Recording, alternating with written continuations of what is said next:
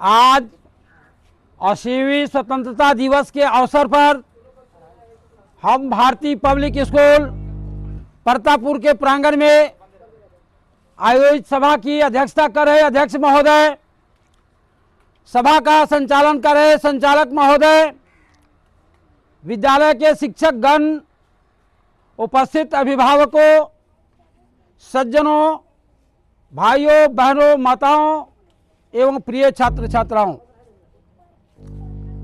आज इस स्वतंत्रता दिवस के पावन अवसर पर हम भारतीय पब्लिक स्कूल परतापुर के तरफ से आप लोगों का चंदन बंदन और हार्दिक अभिनंदन करते हैं।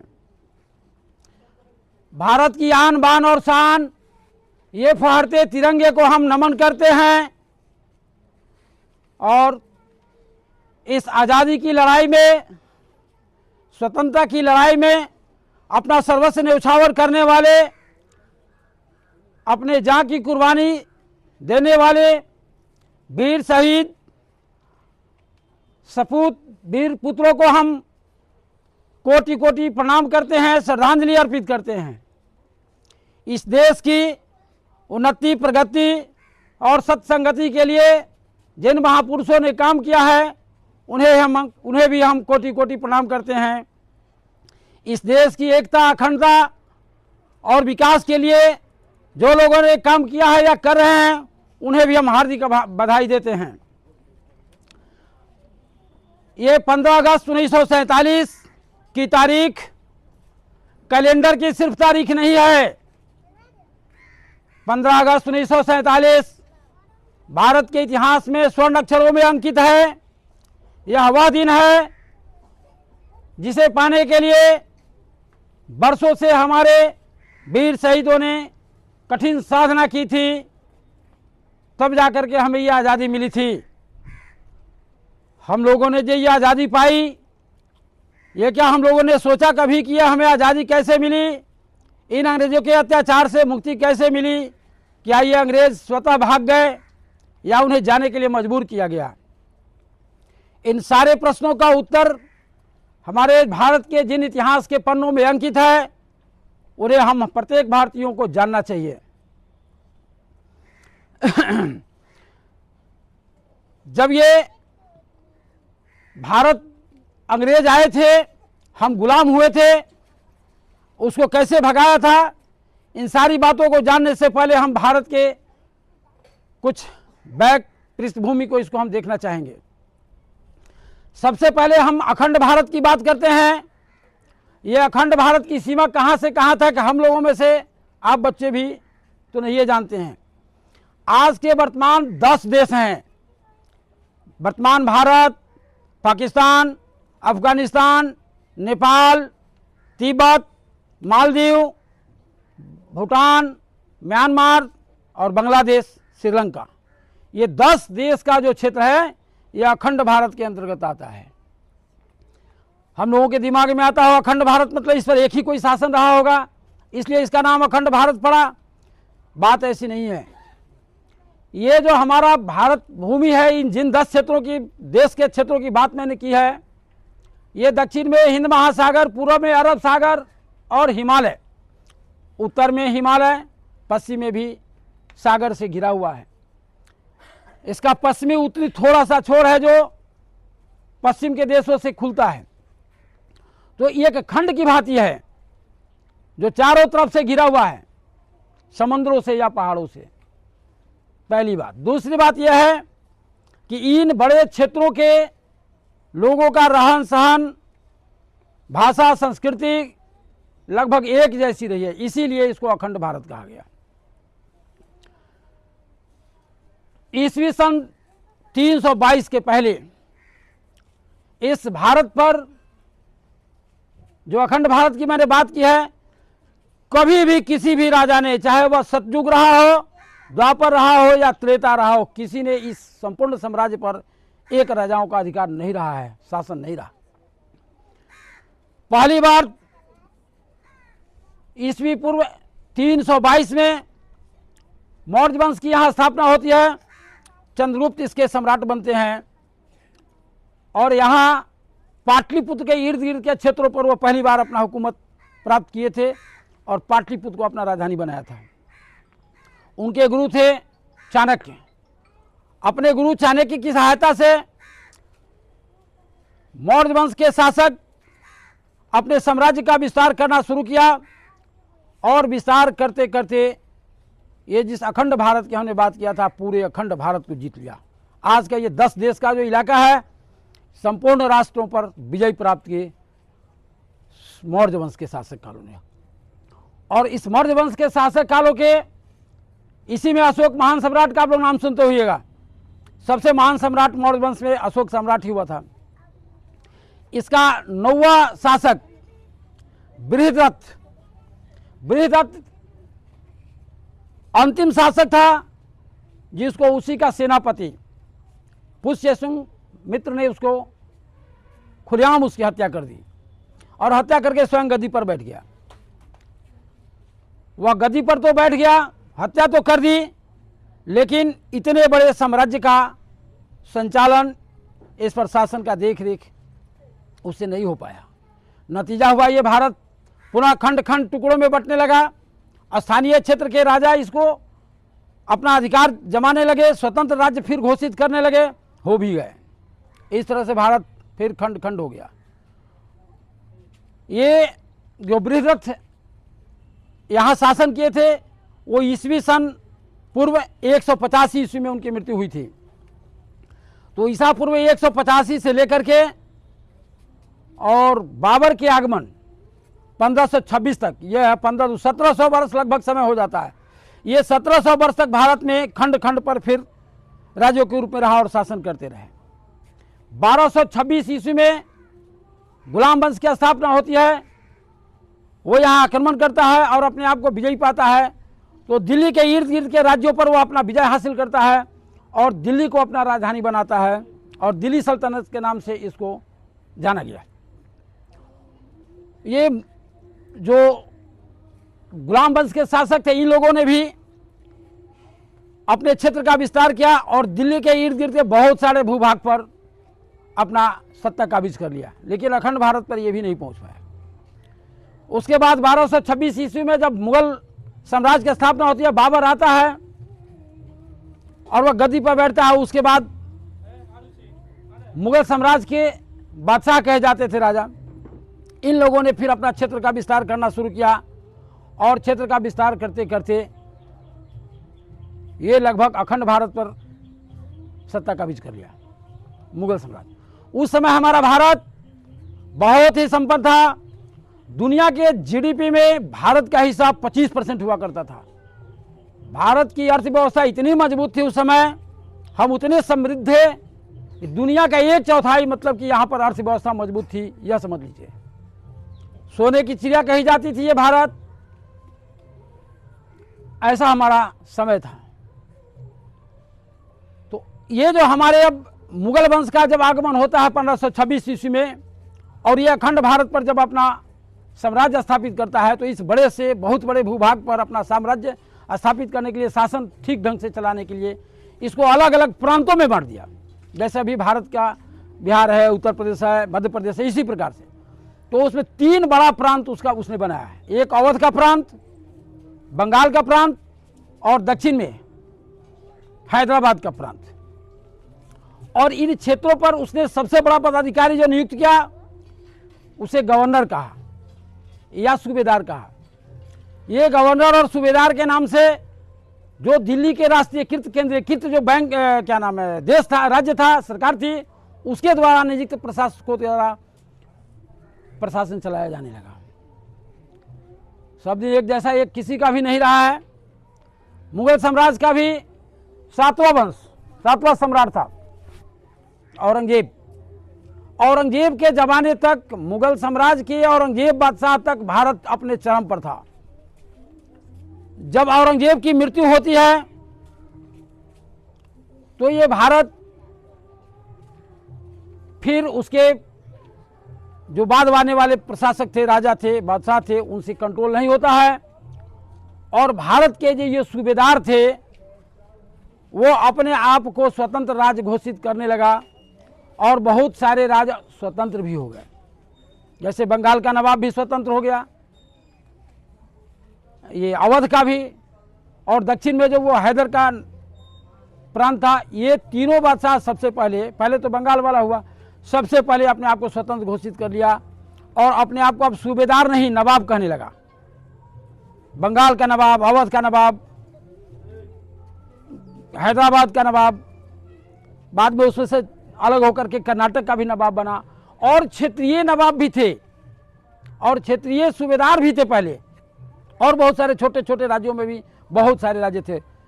तो इस तरह से भारत पुनः कई टुकड़ों में बंट गया और बहुत सारा क्षेत्र ऐसा रहा जो केंद्रीय शासक, केंद्रीय बादशाह के हाथ में भी रहा। तो इस तरह से हमारा भारत पुनः प्रशासनिक दृष्टिकोण से कमजोर हो गया। तो ये हमारे भारत की स्थिति रहा। अब हम चलते हैं, जिसने हमारे यहाँ शासन किया, हमको गुलाम बनाकर रखा, हमको लूट कर ले गया, वह इंग्लैंड का रहने वाला था। उस समय इंग्लैंड में 1600 ईस्वी की बात है, महारानी एलिजाबेथ वहाँ की रानी थी, उसी के नाम से शासन चलता था। उस समय वहाँ की स्थिति अच्छी नहीं थी, वो व्यापार करते थे, व्यापार के माध्यम से लाभ कमाना चाहते थे। तो 31 दिसंबर 1600 ईस्वी को इंग्लैंड के सभी प्रमुख व्यापारियों ने मिलकर के एक कंपनी बनाई, एक कॉरपोरेशन बना जिसका नाम था ईस्ट इंडिया कंपनी। तो ये 1600 ईस्वी में ईस्ट इंडिया कंपनी इंग्लैंड में बना व्यापार करने के लिए, और इस कंपनी का मुख्य उद्देश्य था ईस्ट इंडीज यानी पूर्वी एशिया में हम व्यापार करें और व्यापार के तहत लाभ कमाकर, मुनाफा कमाकर हम अपने देश में लावें। और इस तरह से यह ईस्ट इंडिया कंपनी जो इंग्लैंड में बनी, इंग्लैंड में रहने लगी। इस इंग्लैंड कंपनी की अपनी सेना हुआ करती थी अपने कंपनी की सुरक्षा के लिए, उसका अपना कार्यकर्ता तो होता ही था। यह कंपनी भारत में आता है 1608 ईस्वी में। 1608 ईस्वी में पहली बार कंपनी के जहाज़ों का जत्था पहुंचता है भारत के सूरत बंदरगाह पर, वहां अपना डेरा डालता है। और उसके जो संस्थापक थे ईस्ट इंडिया कंपनी के, उसके संस्थापकों में से एक, और उसके सर्वोच्च पदाधिकारी को गवर्नर जनरल कहा जाता था। तो गवर्नर जनरल और संस्थापकों में से कुछ भारत में व्यापार करने के अधिकार प्राप्त करने के लिए वहाँ के तत्कालीन बादशाह जहांगीर थे से मुलाकात करता है आगरा में, क्योंकि आगरा में ही उनका महल था। ये गवर्नर जनरल आगरा में जहांगीर से मुलाकात करते हैं, लेकिन सफलता इनको नहीं मिलती है, यहाँ व्यवसाय करने की अनुमति नहीं मिलती है। बादशाह जहांगीर ने कड़ा एतराज भी जताया था कंपनी पर। वो अंग्रेज इतना जल्दी मानने वाले भी नहीं थे, धैर्य रखा, साहस रखा, और 3 साल तक अपने खर्चों पर भारत में बैठा रहा, खाता रहा। सारे कर्मचारी से लेकर के जितने भी पदाधिकारी थे सब रहे, और 3 साल तक लगातार बादशाह से मुलाकात करते रहा। महंगा महंगा और अद्भुत उपहार लेकर जाता था। 3 साल के अपने अथक प्रयास के बाद यहाँ व्यापार करने की अनुमति हासिल कर लिया। 8 में आया था, 3 साल बाद 11 में उसे भारत में व्यापार करने की अनुमति मिल जाती है। तब वह पहला कारखाना सूरत में अपना स्थापित करता है। कंपनी के कारखानों से मतलब मशीन वाला इंजन नहीं लगाना, सामान प्रोडक्शन नहीं करना था, वो उसका गोदाम हुआ करता था जिसमें अपने मालों को रखता था खरीद करके, और वहां से बेचता था, ले जाता था दूसरी जगह, स्टॉक रखता था, गोदाम समझिए उसको। तो कंपनी सूरत के बाद में भारत के अन्य बड़े बड़े शहरों में अपना गोदाम बनाया, कारखाना स्थापित किया। हम लोगों में से कोई नहीं जानता था कि ये व्यापार करने वाला व्यापारी एक दिन भारत पर शासन करेगा। ये अंग्रेज का भी पहला उद्देश्य शासन करना नहीं था, व्यापार ही करना था। लेकिन जब वो यहाँ आया और अपना व्यापार शुरू किया तो यहाँ के राजनीतिक की स्थिति देखा कि यहाँ के राज्य छोटे छोटे टुकड़ों में बटे हुए हैं, स्वतंत्र राजा है, इसकी कोई केंद्रीय ताकत नहीं है, टुकड़ों में बटा हुआ है। उसने अपने चालबाजी तो शुरू वहीं से कर देता है, किसी को यह दिखा निखर नहीं हो पाता है, हम भारतीयों को समझ में नहीं आ पाता है। वह अपना व्यापारिक केंद्र बढ़ाना शुरू किया और बढ़ाते बढ़ाते वह कोठी बनवाने लगा, और इतना ही नहीं, किलाबंदी करवाने लगा। जहां वह रहता था 200-400 कोस का चारों तरफ से बड़ी ऊंची मोटी दीवार खड़ा करके उस पर सैनिक पहरा दे करके, ऐसा गेट जिसमें उसमें दुश्मन घुस न सके, ऐसा किलाबंदी करवाने लगा। इस किलाबंदी के क्रम में वह पहुंचता है बंगाल। बंगाल आपको मालूम है, उस समय तत्कालीन नवाब वहां का था सिराजुद्दौला। यह सिराजुद्दौला बहुत ही ताकतवर, प्रतिभाशाली, योग्य शासक था, और बंगाल ही बहुविध संपन्न प्रदेश था, बड़ा भी था। बंगाल से तात्पर्य आज हम आपको अनुमान आ जाएगा कितना बड़ा बंगाल था। बंगाल से मतलब है बांग्लादेश, पश्चिम बंगाल और पूरब के म्यांमार, भूटान, ये सब, बिहार, उड़ीसा, झारखंड, ये सब इलाका बंगाल के क्षेत्र में आता था। ये अंग्रेज वहां पहुंचता है और पहुंच करके षड्यंत्र शुरू करता है। इसका काम ये था, जहां जरूरत पड़े वहां पैसा फेंको, और जहां जरूरत पड़े वहां सेना लगाओ। यहां वो क्या किया, बंगाल पहुंचा और बंगाल में नवाब के जितने भी विरोधी थे सबको अपने पक्ष में लोभ दे करके किया। जितने भी उससे असंतुष्ट थे उन सबों को अपने पक्ष में किया। इतना ही नहीं, मिर्जाफर उसका सेनापति था, वो ना असंतुष्ट था और ना इसका विरोधी था, उसको भी उसने लोभ दिया कि इसके बाद हम तुमको राजा बना देंगे, यहाँ का नवाब बना देंगे। उसको भी अपने पक्ष में कर लिया, और कर लेने के बाद किया क्या कि वह बंगाल में बिना अनुमति के, सिराजुद्दौला के बगैर अनुमति के कलकत्ता का घेराबंदी कराने लगा, किलाबंदी कराने लगा। नवाब को इसने इस पर कड़ा एतराज जताया, कहा कि यह व्यापारिक अधिकार का दुरुपयोग है। लेकिन कंपनी के गवर्नर की तो अपनी भीतर ही भीतर मनसूबा कुछ और थी, उसने माना नहीं, किलाबंदी करना बंद नहीं किया। नतीजा हुआ, यह समय था 1757। ये भारत के इतिहास में 1757 का विशेष महत्व है, क्यों समझिएगा। अब जब वो नहीं माना तो नवाब ने उस पर कड़ा एतराज जताया। नतीजा क्या हुआ, दोनों में युद्ध हुआ। एक और बंगाल की सेना, दूसरी ओर कंपनी की सेना, भयंकर युद्ध हुआ। और जैसा कि मालूम है कि इस युद्ध में यहां तक कि उसके सेनापति मीर कासिम को भी मिला लिया था। धोखा होता है सिराजुद्दौला के साथ, विश्वासघात होता है सिराजुद्दौला के साथ। सिराजुद्दौला उस युद्ध में हार जाता है। हारने के बाद कंपनी का सत्ता बंगाल पर हो गया। अब भारत के इतिहास में 1757 का यह दिन महत्वपूर्ण इसलिए कहा गया कि पहली बार अंग्रेजों ने भारत के एक बहुत बड़े साम्राज्य को पराजित करके अपना शासन का नींव रखा था। अब यहीं से शुरू होता है कंपनी का शासन भारत में। 1757, याद करिए, 1757 से पहले कंपनी का अंग्रेज का सत्ता नहीं था, जबकि आया था 1608 ईस्वी में। 1707 ईस्वी में भारत में वह अब सिर्फ व्यापारी नहीं रहा, शासक भी बन गया। और यह और महत्वपूर्ण इसलिए है कि सबसे समृद्ध और मजबूत सरकार को ही उसने जब उखाड़ फेंका तो छोटे छोटे जो राज्य थे या उससे जो कमजोर राज्य थे, मन ही मन उनका क्या हंस रहा होगा, आप अनुमान लगा सकते हैं। अब वहां से ये अंग्रेज दमनकारी नीति शुरू करता है, किसानों पर भारी कर का बोझ लगा देता है, यहां से वैसे सामान का उत्पादन करवाता है जो कच्चे माल के रूप में उसके इंग्लैंड के फैक्ट्रियों में काम आ सके। तो सस्ते दरों पर यहां से कच्चा माल ले जा करके इंग्लैंड में अपनी फैक्ट्री चलाता था, अपने लोगों को रोजगार देता था और व्यवसाय करता था और वहाँ के उत्पादित सामानों को इंडिया में लाकर बेचता था। इस रवैया से धीरे धीरे भारत का सब कुछ चौपट होने लगा।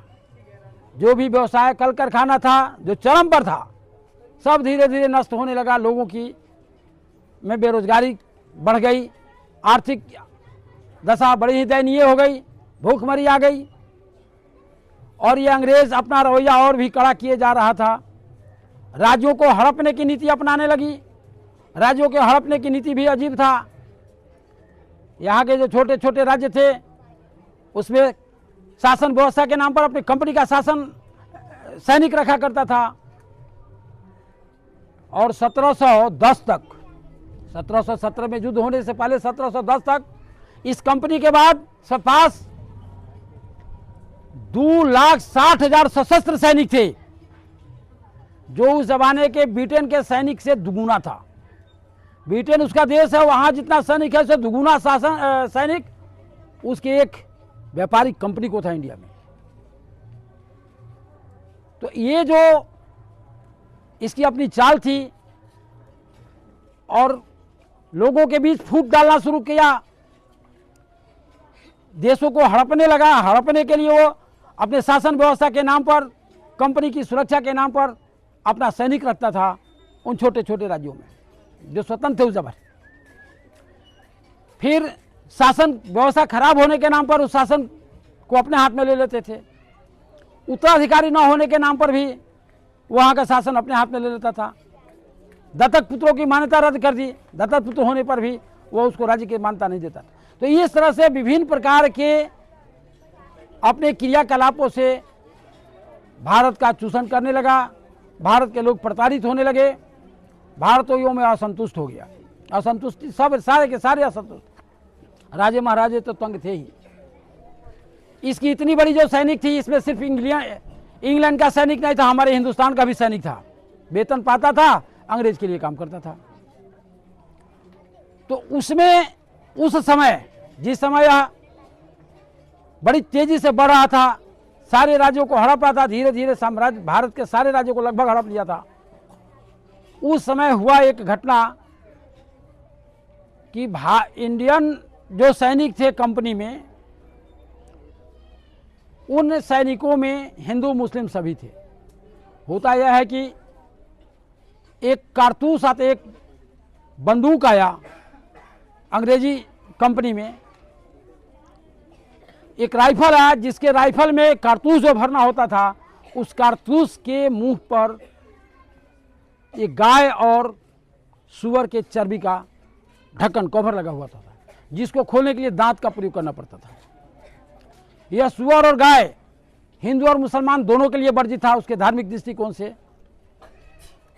जब यह बात सैनिकों को पता चली, वे जो लोगों में आक्रोश था वह विद्रोह में बदल गया और पहली बार मंगल पांडे नाम का एक सिपाही ने मेरठ के छावनी से विद्रोह कर दिया, अंग्रेजों की हुकूमत मानना बंद कर दिया और बंदूक उठाई और अपने जनरल जो उसका माने सेनापति था, गोली से उड़ा दिया उसी जगह। विद्रोह हो गया। सैनिक, बहुत सारे सैनिक अब अंग्रेज के विरुद्ध हो गए। यह बात आग की तरह पूरे देश में फैल गई। दिल्ली, अवध, लखनऊ, कानपुर, हर जगह, झांसी, ग्वालियर, सभी जगह यह बात आग की तरह फैल गई और पूरा विद्रोह हो गया अंग्रेजों का। यह स्वतंत्रता संग्राम की पहली लड़ाई से कहा गया। पूरे देश में अंग्रेजों के विरुद्ध पहली बार आजादी के लिए लड़ाई शुरू हो गई। लेकिन अफसोस की बात, उस आजादी में हमें सफलता नहीं मिली, हम हार गए। कारण बहुत है इसके। इसमें एक दो कारण हम आपको जो प्रमुख है बताते हैं। सबसे पहली बात यह थी कि यहाँ के जितने भी विद्रोही थे, ये सब अलग अलग क्षेत्रों से आते थे। इनका कोई केंद्रीय नेतृत्व नहीं था, राष्ट्र स्तर पर इनका कोई नेतृत्व करने वाला नहीं था। ये अलग अलग लड़े कहने का मतलब पहली बात। दूसरी बात, यहां भी विश्वासघातों की कमी नहीं थे। बहुत सारे ऐसे लोग थे जो अंग्रेजों की मदद कर रहे थे धन के लोभ में, राज्य के लोभ में, पद के लोभ में, और उन लोगों के विश्वासघातों ने हमारी पोल खोल दी, हमारे गुप्त रहस्य को बता दिया करता था, जो जिसका भेदन वो बड़ी आसानी से कर लेता था। तो इन सब कारणों के वजह से हमारी हार हुई। और एक कारण, इसका महत्वपूर्ण कारण ये भी है कि अंग्रेजों के पास गोली, बंदूक, तारू, तोप सभी आधुनिक ढंग के थे, हमारे पास वैसा कोई हथियार नहीं था। चलिए, कुल मिलाकर जो भी हो, हम स्वतंत्रता संग्राम की पहली लड़ाई हार गए। लेकिन हार को सदैव हार मत समझिएगा। आप स्कूल पढ़ने आते हैं, पहला दिन आपको क ख ग सिखाया जाता है, नहीं सीखते हैं। 2 दिन, दूसरे दिन, तीसरे दिन, इसका मतलब ये थोड़ा था कि वो नहीं पढ़ पाएगा। वो तो बहुत बड़ा विद्वान आगे जाकर के बन जाता है, बहुत बड़ा आदमी बनता है। तो वो हार गया, हम हार गए। लेकिन हम भारतीयों को यह समझ में आ गया, अंग्रेज को भी समझ में आ गया। क्या? अंग्रेज को तो समझ में आ गया कि अब शासन का तरीका बदलना होगा। भारत वालों को समझ में आ गया कि अब हमें आज़ादी चाहिए। भारतवासियों को ये महसूस होने लगा कि हमें आज़ादी चाहिए।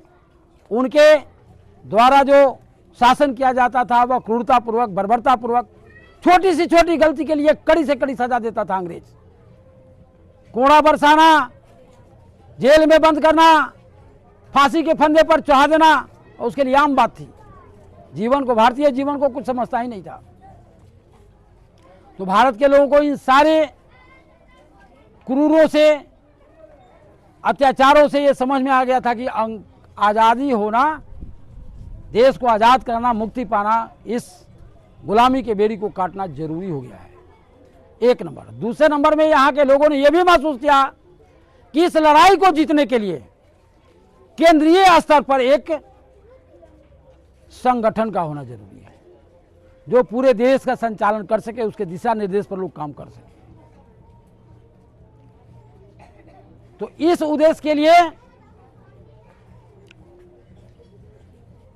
हमारे भारत के लोगों ने काम किया, और अंग्रेजों ने यह समझा कि भाई अब भारतीय जाग चुके हैं, इस पर शासन करना है तो तरीका बदलना होगा। तो उसने क्या किया? 1857 में जो सिपाही का विद्रोह हुआ, उसके 1 साल बाद ये युद्ध समाप्त होते ही 58 में इंग्लैंड की महारानी कंपनी के शासन का अंत कर दिया और भारत के शासन का बागडोर खुद अपने हाथ में ले लिया। अब ये ब्रिटेन से कंट्रोल होने लगा, इंग्लैंड के महारानी के शासन के हाथ में डायरेक्ट शासन हो गया। अब वह वहां से अपना प्रतिनिधि बनाकर भेजते थे, अब जिसको वायसराय कहा जाता था। तो कंपनी का शासन का अंत हो गया और डायरेक्ट ब्रिटिश राज हो गया 1858 ईस्वी में। और इस तरह से अंग्रेजों ने दिखावे के रूप में भारतीयों के साथ कुछ नम्रता बरती, लेकिन अंदर ही अंदर उसका चाल वही था। इधर भारतीयों ने क्या किया कि कुछ दिन देखा, देखने के बाद 1885 ईस्वी में राष्ट्रीय स्तर पर भारतीय राष्ट्रीय कांग्रेस की स्थापना करता है, जिनका उद्देश्य था अंग्रेजों से मुक्ति पाना। लेकिन शुरू में हम इतने मजबूत नहीं थे, या फिर लोगों को जो लगा ये आग्रह पूर्वक अंग्रेजों से अपना कुछ सुविधा मांगते थे, अधिकार मांगते थे। विनय पूर्वक पत्र लिखकर या मुलाकात करके समय समय पर ये अपने बातों को रखते थे। अंग्रेज कुछ पूरा करता था, लेकिन ऐसे पूरा करता था झूठ मूठ का। तो इस तरह से 1885 से भारतीय राष्ट्रीय कांग्रेस स्वतंत्रता संग्राम की लड़ाई को तेज करता हुआ आगे बढ़ता है और समय आता है 1905। 1905 में अंग्रेज ने बंगाल का बंटवारा कर दिया। भंग के नाम से आप लोग पढ़े होइएगा। बंगाल का बंटवारा किया, यह कहते हुए कि ये बहुत बड़ा साम्राज्य है, प्रशासनिक दृष्टिकोण से इसका बंटवारा आवश्यक है। लेकिन मन ही मन उसका मंसूबा था जाति धर्म के नाम पर समाज को बांट देना, हिंदू मुस्लिम के नाम पर समाज को बांट देना, और इसी ख्याल से उसने भंग किया था। यह बात भारतीयों को अच्छी तरह समझ में आ गया कि फूट डालो कि ये स्पष्ट जो नीति है स्पष्ट हो गया। भारतीयों ने इसका कड़ा विद्रोह किया, आंदोलन हुआ। स्वदेशी आंदोलन, विदेशी वस्तुओं का बहिष्कार, डटकर आंदोलन हुआ। इसमें बंग भंग की नीति को वापस करना पड़ा। हालांकि फिर आगे चल करके 1911-12 में बंगाल का बंटवारा कर दिया, लेकिन उस समय इसको वापस लेना पड़ा। अब आता है समय, इस भारत के इतिहास में एक ऐसे व्यक्ति का प्रवेश होता है जिसके हाथ में बंदूक का कहीं नामो निशान नहीं था, लाठी था तो मारने और चलाने के लिए नहीं, सत्य और अहिंसा के मार्ग पर चलने वाला एक व्यक्ति का भारतीय स्वतंत्रता संग्राम में प्रवेश होता है, जो बगैर लाठी बंदूक हथियार का दुनिया की सबसे बड़ी ताकत को चुनौती दे दिया। उस शख्स का नाम था महात्मा गांधी। दुनिया की सबसे बड़ी ताकत थी उस समय ब्रिटेन, उसको इसने खुली चुनौती दे दिया और उसके विरुद्ध विद्रोह खड़ा कर दिया। ये महात्मा गांधी भारत में लौटे थे 1915 ईस्वी को। उसके पहले ये अफ्रीका में थे, वहां भी गोरे कालों के भेद को लेकर के भारतीयों के विरुद्ध जो अत्याचार हो रहे थे उसके विरुद्ध लड़ाई लड़ रहे थे। वहां से सफलता पाकर भारतीयों को अधिकार दिला करके लौटे थे 1915 ईस्वी में भारत में। 16 में लाला लाजपत राय के द्वारा होम रूल आंदोलन भी चलाया गया। होम रूल आंदोलन मतलब कि शासन आपका, उसके अंदर हमको भी कुछ अधिकार मिले। 15 ईस्वी में जब आते हैं महात्मा गांधी तो सबसे पहले उन्हें भारत भ्रमण किया। भारत में भ्रमण करके भारतीयों का स्थिति का जायजा लिया, कहाँ क्या किस तरह से अत्याचार हो रहे हैं, कैसी व्यवस्था है, कैसे लोगों की स्थिति है, इसको देखा। और देखने के बाद उन्होंने सबसे खस्ता हालत बिहार के चंपारण को पाया। और यही बिहार से, यही चंपारण से सत्याग्रह शुरू किया। सत्याग्रह शुरू किया। इसी क्रम में 1919 का समय आता है। बैसाखी का दिन था। बंगाल क्या नाम है, पंजाब में बैसाखी पर्व मनाया जाता है। बैसाखी पर्व के दिन जालियांवाला बाग में हजारों, ऐसे 20,000 से ऊपर लोग था। 20,000 का आंकड़ा मिलता है इतिहास में। लोग वहां इकट्ठा थे, शांतिपूर्वक बैठे हुए थे, पर्व मना रहे थे। कुछ जब इतने लोग जमा होंगे तो किसी न किसी मुद्दा पर चर्चाएं भी होंगी। ये सारे बात शांतिपूर्वक हो रहा था।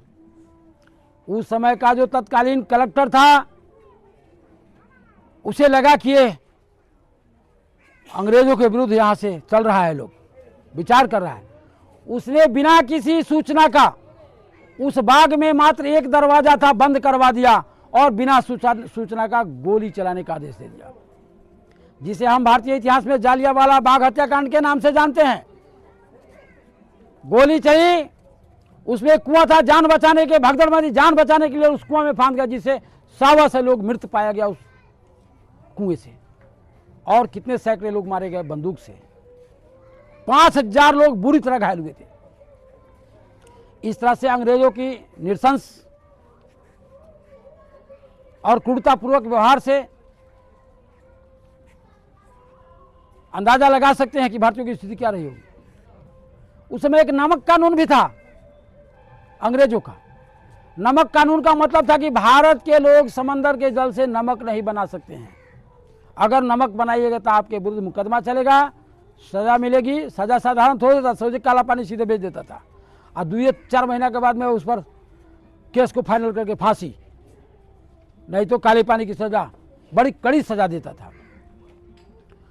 वो नमक कानून जो था, और यह नमक आपको मालूम है चाहे दाम कुछ भी हो, इस जीवन के लिए जितना भी सबसे ज़्यादा महत्वपूर्ण चीज़ है उसको सबसे सस्ता दाम पर उपलब्ध कराया जाता है। देखिए ना, जीवन के लिए सबसे ज़्यादा जरूरी है ऑक्सीजन, कोई कीमत नहीं चुकाना पड़ता है। जहाँ रहिए, जिस हाल में रहिए, जैसे भी रहिए, मिलता रहता है। उसके बाद पानी की आवश्यकता है, भोजन नहीं, भोजन बाद में। पानी के बिना हम, हवा के बिना कुछ मिनट जी सकते हैं, पानी के बिना कुछ घंटा, अन्न के बिना कुछ दिन। तो सबसे ज़्यादा जरूरी हो गया हवा, उसके बाद पानी, तब अन्न। तो पानी को भी प्रकृति ने उपलब्ध कराया है एकदम निःशुल्क। पानी के लिए भी कोई कीमत नहीं देना पड़ता है। हाँ, अब हम ज़्यादा सुविधा चाहते हैं कि घर ही में पानी हमारा मुँह पर के पास आ जाए, तो उसके लिए कुछ नली टोटियाँ खरीदना पड़ता है ना, लेकिन प्रकृति द्वारा मुफ्त है। भोजन के लिए कुछ मेहनत कीजिए। अगर ऐसा व्यवस्था भोजन भी फ्री में मिल जाए तो ये क्या होगा, काम भी कोई नहीं करेगा ना। कहाँ बोल रहे थे? नमक कानून। तो ये नमक सब लोगों के लिए आवश्यक है, वह धनी हो या गरीब हो, बूढ़ा हो या जवान हो ना, किसी भी जाति धर्म संप्रदाय, ये भी बहुत ही आवश्यक चीज़ है। भोजन का एक अंग है नमक। इस नमक को अंग्रेजों ने बंद कर दिया और वह अंग्रेज नमक बेचता था, अपने फैक्ट्री का बना हुआ नमक बड़ी कड़ी महंगी दामों पर। महात्मा गांधी ने इसके विरुद्ध आंदोलन शुरू किया। आज गांधी आश्रम से उन्होंने अपना यात्रा शुरू किया, पैदल दांडी यात्रा के नाम से जानते हैं। और बड़ी लंबी यात्रा दूरी करने के बाद में समंदर के जल से नमक खुद बनाया और बहुत सारे भारतीय नमक बनाया और अंग्रेजों के नमक कानून को तोड़ा। उसके बाद इनका 1920 ईस्वी में असहयोग आंदोलन होता है। असहयोग आंदोलन, गांधी जी ने पुकारा, लोगों को आवाज दिया, सरकार को असहयोग करो। उसमें लोगों ने सरकारी नौकरियां छोड़ दी, बच्चे पढ़ाई करना छोड़ दिया, सरकारी नौकरी में काम करना बहुत सारे लोग छोड़ दिए। ये आंदोलन भी चरम पर था, लेकिन सभी भारतीयों का विचार भी एक जैसे नहीं था। किसी किसी का मानना था कि आज़ादी गिरगिराने से नहीं मिलने वाला है ना, लेना पड़ेगा। यानी क्रांतिकारी दल के लोग भी थे, जिसमें भगत सिंह, सुखदेव, राजगुरु वगैरह का नाम, राजगोपालाचारी, लाल पालवाल, इन लोगों का नाम अग्रणी स्थान में आता है। तो उसमें से इन लोगों ने क्रांतिकारी विचारधारा को लेते हुए कार्यक्रम बदल दिया। तोड़ फाड़, आगजनी, लूटपाट, खून हत्या भी।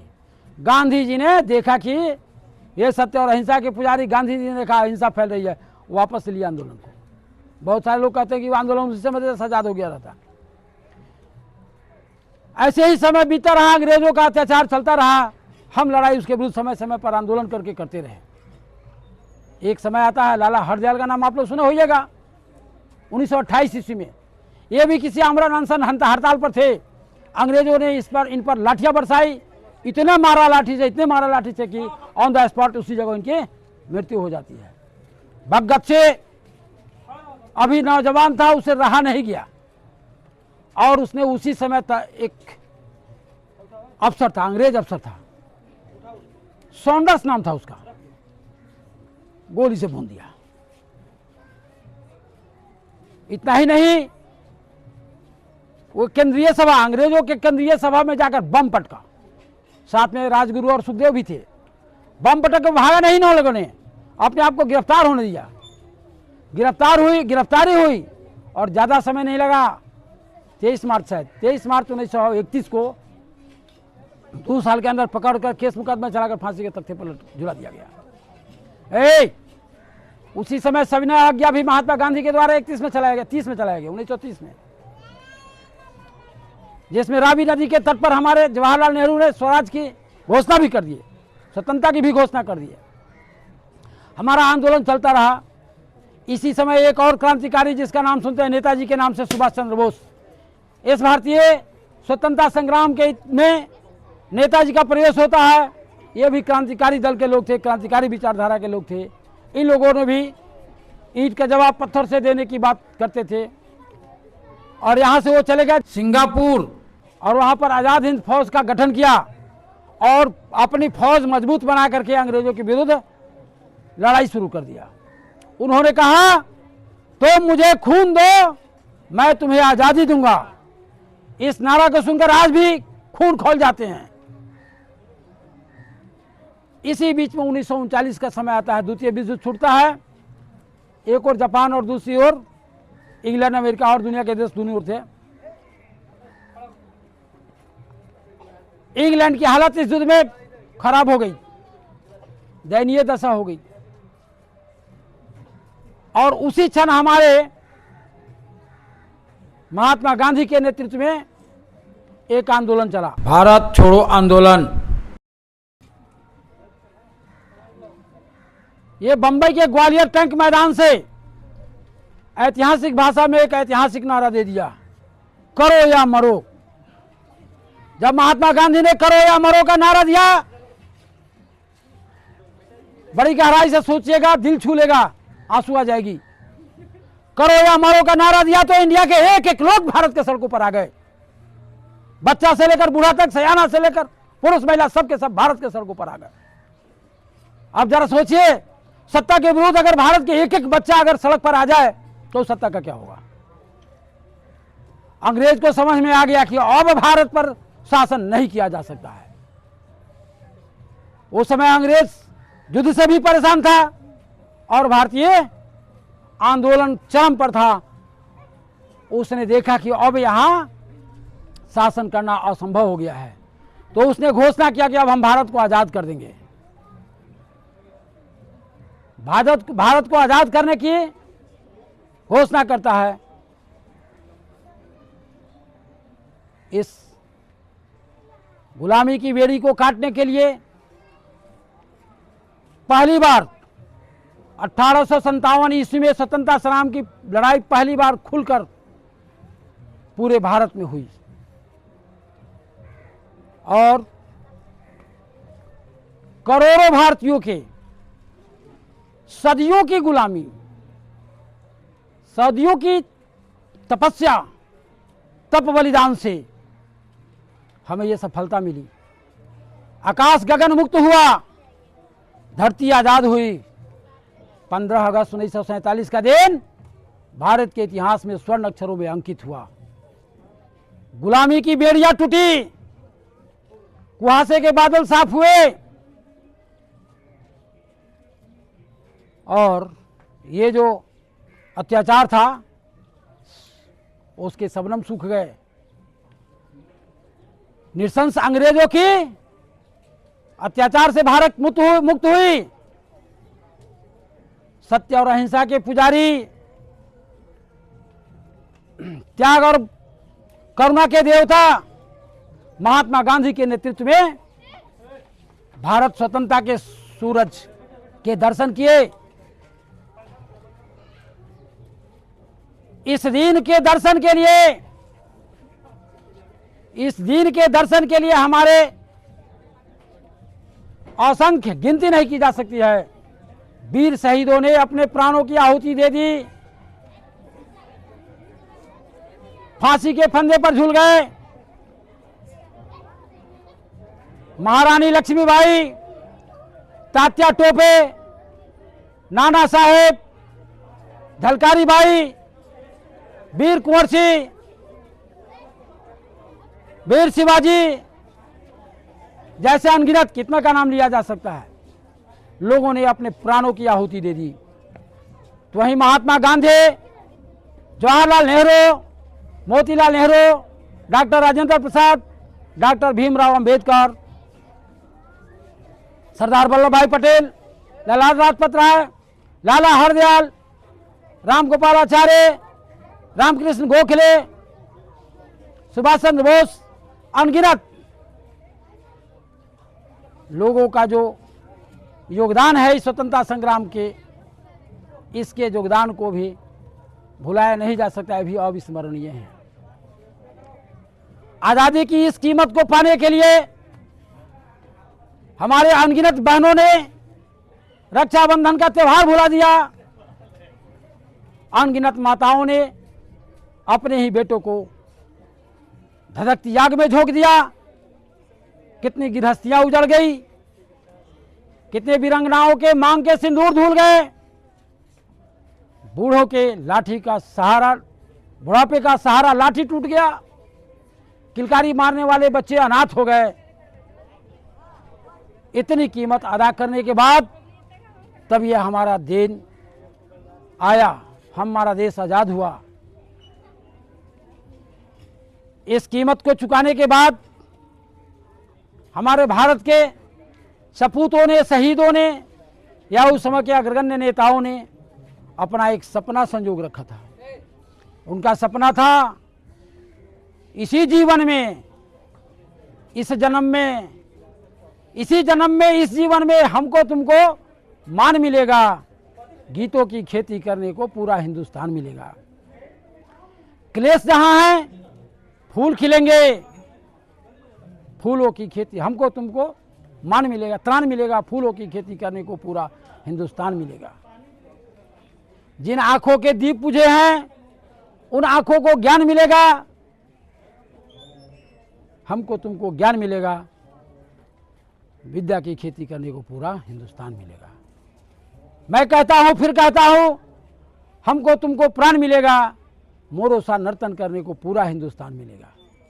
बच्चों, ये जो सपने हमारे देश के नायकों का था, देश हमारा आजाद हुआ, उस समय बहुत चुनौतियां थी हमारे देश के सामने।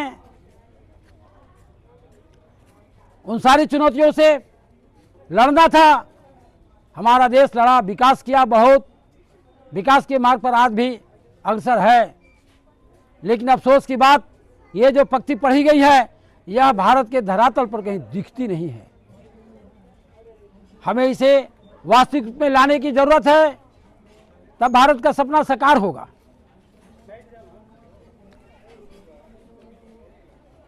इस स्वतंत्रता संग्राम के अवसर पर हम आप लोगों को ये संदेश देना चाहेंगे कि आप अपने कर्तव्य का निर्वहन ईमानदारी पूर्वक करिए और देश को आगे बढ़ाने में अपना योगदान करिए। और मेरा संकल्प भी होगा, हम भारत से प्यार करेंगे, ठीक से पढ़ाई करेंगे। बच्चे लोग ठीक से पढ़ाई करेंगे, सच्चे नागरिक बनेंगे और क्या करेंगे, देश को और आगे बढ़ाएंगे, भ्रष्टाचार मिटाएंगे, नया भारत बनाएंगे, वीर शहीदों के सपनों का कल बनाएंगे। इन्हीं शब्दों के साथ मैं अपने वाणी को विराम देता हूं। जय हिंद, जय भारत।